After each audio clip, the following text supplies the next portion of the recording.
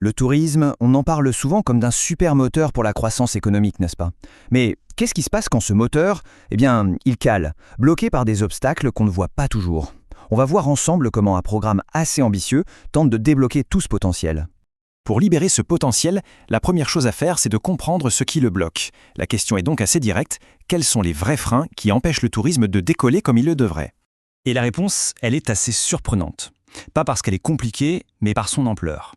Il ne s'agit pas d'un ou deux petits soucis, mais de 30.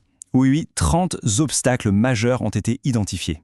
Ça va du manque de formation au problème d'accès au financement, bref, une véritable muraille qui se dresse contre le développement. C'est là que se trouve le cœur du défi. Alors, plongeons un peu dans ce diagnostic, parce que ces 30 obstacles, ce n'est pas juste une liste à la Prévert. C'est la clé pour comprendre pourquoi un potentiel aussi énorme reste encore aujourd'hui très largement sous-exploité. Et ce diagnostic, attention, il ne sort pas de nulle part. Il est solidement ancré dans une étude de référence menée par la Banque mondiale en 2010. Cette recherche a passé au crible le secteur du tourisme dans 47 pays d'Afrique subsaharienne, ce qui donne un poids et une crédibilité énorme à l'identification de ces problèmes. Les conséquences de ces blocages sont directes et franchement assez graves. Ça va bien au-delà des chiffres, ça touche la vie des gens. Ça freine la prospérité des familles, des communautés entières, ça crée du chômage et, bien souvent, ça pousse les gens à partir, à chercher un avenir ailleurs. C'est un problème profondément humain. Face à un diagnostic aussi clair, il fallait une solution qui soit tout aussi structurée. Et c'est justement là qu'intervient le programme EPT2D, qui a été pensé spécifiquement pour s'attaquer à chacun de ces défis un par un. Alors, qu'est-ce que c'est ce fameux EPTDD? L'acronyme veut dire Emploi pour tous par le tourisme durable et digital. Sa mission, elle est simple à dire, mais pas si simple à faire. Professionnaliser les acteurs du tourisme pour faire tomber les barrières économiques et créer de vraies opportunités pour tout le monde.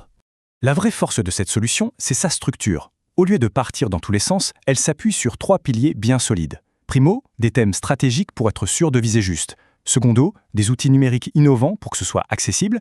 Et tertio, une expertise internationale reconnue pour que l'impact soit durable.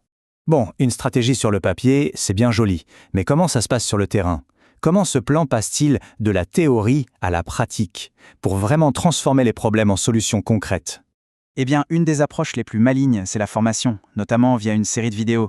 Chaque vidéo, c'est comme un pont, elle relie directement un des 30 obstacles à une solution concrète proposée par les PT2. C'est super pédagogique et ça rend la démarche vraiment accessible à tous. Et ça illustre parfaitement la logique du programme. Face au chômage, la réponse, c'est de s'assurer que la formation proposée colle vraiment aux besoins du marché du travail. Contre l'immigration économique, on va améliorer l'expérience touristique pour créer plus de valeur et donc plus d'emplois sur place.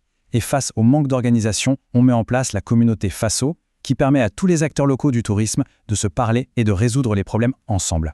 Mais attention, il ne s'agit pas juste de quelques actions par-ci par-là. Tout ça, ça s'inscrit dans une vision à long terme, une stratégie globale qui vise à créer une prospérité qui soit à la fois durable et mesurable.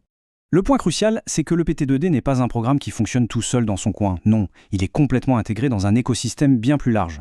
Il est aligné avec le système numérique de gestion de destination, il travaille main dans la main avec la communauté FASO pour l'action locale, et surtout, il soutient directement les objectifs de développement durable des Nations Unies. C'est du sérieux. Cette citation, elle résume parfaitement l'état d'esprit. Il ne s'agit pas juste de lancer une initiative, mais bien d'un processus continu d'évaluation. 16 ans après l'étude de départ, l'objectif c'est de retourner sur le terrain et de mesurer de façon très tangible l'impact réel des solutions qui ont été mises en place. Et comment on mesure cet impact? Avec des indicateurs clairs et nets.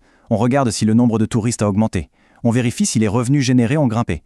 Et, le plus important de tout, on analyse la contribution directe du programme à la création d'emplois pour les habitants.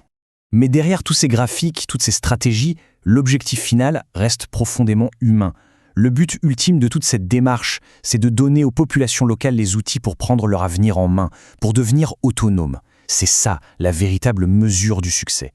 Au final, cette approche qui transforme les défis en opportunités, elle nous laisse avec une question essentielle pour l'avenir. Comment s'assurer que le développement du tourisme profite vraiment à tout le monde et pas seulement une petite poignée?